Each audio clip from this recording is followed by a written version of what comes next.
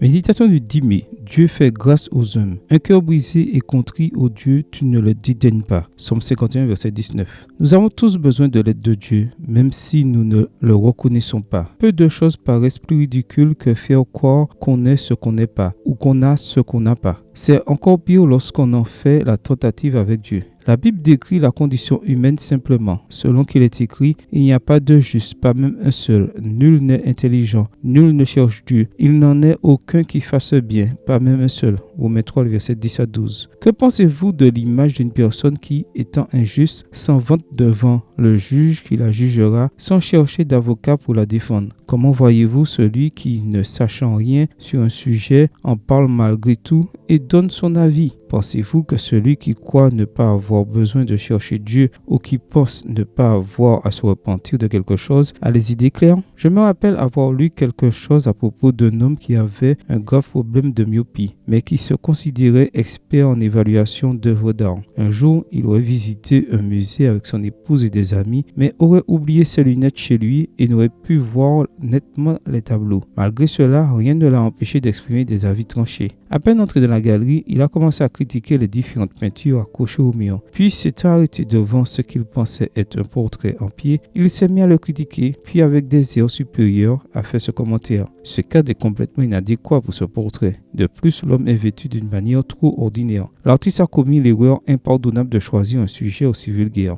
C'est un manque de respect. L'homme a poursuivi son discours jusqu'à ce que sa femme se dirige vers lui, l'éloigne discrètement et lui dise à voix basse: « Chérie, tu es devant un miroir. » Dieu nous fait une grande faveur en nous encourageant dans sa parole à être humble. Et quand il évalue notre attitude de transgression et de soumission, il sait que nous avons besoin de mettre l'orgueil de côté, car ce n'est qu'avec humilité que nous pourrons recevoir sa grâce divine. Et pour nous, lire dans sa parole l'importance de l'humilité est une source d'inspiration et de motivation pour marcher dans cette voie. Amen. Bonne journée à vous et que le Seigneur vous bénisse.